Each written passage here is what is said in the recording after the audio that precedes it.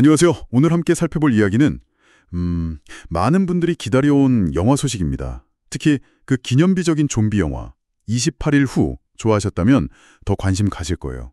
아, 28일 후요? 네네. 네, 바로 그 28일 후의 진짜 속편이라고 할 수 있는 28년 후에 대한 기사인데요.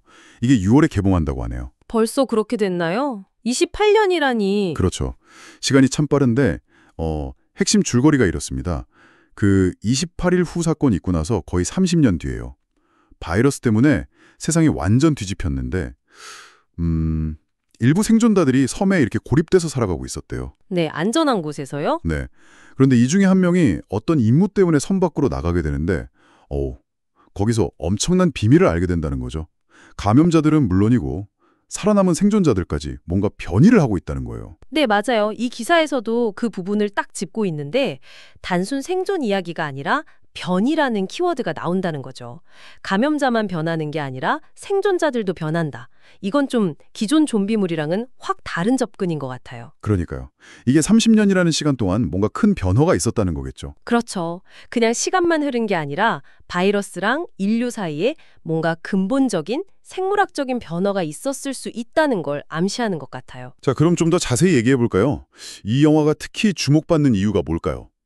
사실 28주 후라는 속편도 있었잖아요. 네, 있었죠. 근데 이번이 진짜 백이다. 뭐 이런 분위기인데 기사에서도 나오지만 가장 큰 이유는 역시 원작 28일 후의 감독 데니 보이라고 각본가 알렉스 가랜드가 다시 뭉쳤다는 거. 이 두 사람이 사실 28주 후에 대해서는 좀 아쉬움을 표했었거든요. 뭐 매끄럽지 않다, 창의적이지 않다, 원작이랑 좀 다르다 이런 식으로요. 아, 그렇군요. 그래서 이번 28년 후야말로 진짜 28일 후에 정신을 잇는 작품이 될 거다. 이런 기대감이 엄청 큰 거죠. 우와, 원작 감독이랑 작가가 돌아온 거면 이건 뭐 인정이죠. 원작 파급력이 대단했으니까요. 그럼요. 배우들도 보니까 장난 아니던데요. 조디 코머, 에런 존슨, 랄프 파인즈. 와. 맞아요. 연기력은 뭐 다들 아시는 배우들이고. 아, 그리고 또 하나 주목할 만한 게 28일 후 주인공이었던 킬리안 머피. 네, 킬리안 머피. 나오나요? 배우로 나오는지는 아직 확실치 않은데 총괄 프로듀서로 참여했어요. 이것도 좀 의미심장하죠. 원작의 그 느낌, 그걸 지키겠다는 의지 같아요. 그렇네요. 제작에 참여한다는 것 자체가 무게감이 다르네요. 기사에서 예고편 내용도 좀 나왔는데 이것도 흥미로워요. 예고편 어떻나요? 일단 그 고립된 섬의 모습이 나오고 생존자들이 어쩔 수 없이 본토로 가는 위험한 여정이 그려진대요. 근데 이제 감염자들이 와, 예전이랑은 비교도 안 되게 빠르고 강해졌다고 심지어 뼈만 남은 듯한 그런 기괴한 모습도 있대요. 뼈만 남은 감염자요? 와, 그건 좀 상상하기 힘든데요. 네, 엄청 진화한 거죠. 긴장감이 뭐 장난 아닐 것 같아요. 그 예고편 정보만 봐도 영화 분위기나 스케일이 좀 짐작이 가네요. 특히 에런 존슨 역할이 제임인데 어린 아들이랑 같이 본토로 간다. 도대체 왜일까요? 뭔가 그냥 탈출은 아닐 것 같고 또 그 정체를 알 수 없는 진화한 감염자들이나 탑처럼 쌓인 해골들 이런 묘사는 해골탑이요. 어우, 네. 이게 단순한 공포 요소가 아니라 뭔가 30년 동안 변해버린 세상의 법칙이나 아니면 감염자들한테 뭔가 새로운 질서 같은 게 생긴 건 아닐까? 뭐 이런 생각도 들게 하고요. 와, 해골탑이라니. 그게 그냥 파괴의 흔적이 아니라 말씀하신 것처럼 어떤 의미가 있는 거라면 이야기가 훨씬 복잡해지겠는데요? 바로 그겁니다. 그러니까 이게 단순히 더 세진 감염자 피해서 도망치는 이야기가 아닐 가능성이 높다는 거죠. 기사에서 아까 그 생존자의 변이 가능성까지 언급했잖아요.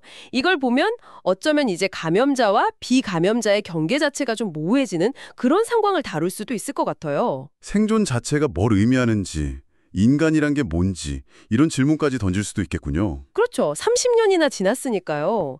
살아남았다는 게 과연 이전과 같은 의미일까? 이런 질문이요. 아, 그렇군요. 단순 좀비 액션이 아니라 그 안에 담긴 변화, 비밀 이런 걸 파헤치는 게 핵심이다. 네. 30년이란 시간이 바이러스, 환경, 그리고 인간에게 어떤 변화를 가져왔는지 그게 궁금한 거죠. 어쩌면 감염자와 비감염자 사이의 경계가 흐려지면서 새로운 종류의 공포나 진실과 마주하게 될 수도 있고요. 자, 그럼 이 정보들을 한번 정리해보죠.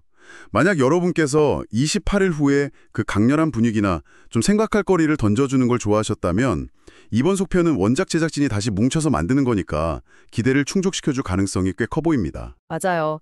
원작의 색깔은 가져가면서도 변이라는 새로운 설정으로 이야기를 좀 더 확장하고 깊게 파고드는 거죠. 특히 그 생존자도 변이한다는 설정은 진짜 흥미로운 것 같아요. 그렇죠.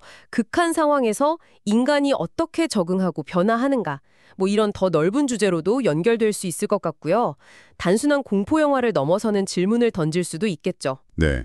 마지막으로 이 기사를 보면서 이런 질문을 던져보고 싶네요. 생존자들이 그 철저히 격리된 안전한 섬을 떠나서 목숨 걸고 본토로 돌아간다고 했잖아요. 30년 만에요. 그 폐허가 된 땅으로 돌아가야만 하는 절박한 이유가 뭘까요? 그들이 거기서 찾아야 하는 건 과연 뭘까요? 그게 영화의 가장 큰 미스터리겠네요. 네, 개봉 전까지 한번 이 질문을 생각해보는 것도 재미있을 것 같습니다. 감사합니다. 구독, 좋아요, 알람을 해주신 분을 위해 기도드립니다.